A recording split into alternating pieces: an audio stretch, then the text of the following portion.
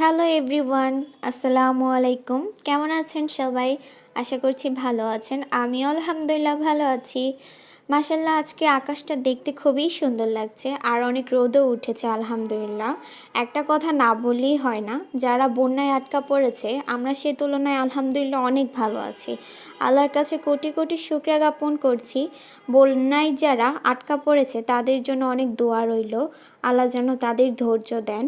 এই পরিস্থিতিতে আমরা যারা নিজ নিজ বাসায় আছি, আপনাদের সকলের কাছে অনুরোধ রইল আপনারা সবাই তাদের জন্য বেশি বেশি করে দোয়া করবেন। ইনশাল্লাহ আল্লাহ খুব শীঘ্রই তাদের এই বিপদ থেকে উদ্ধার করবেন, আমিন।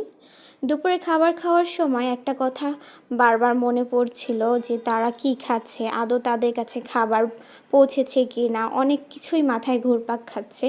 ইনশাল্লাহ খুব শীঘ্রই সব কিছু ঠিক হয়ে যাবে।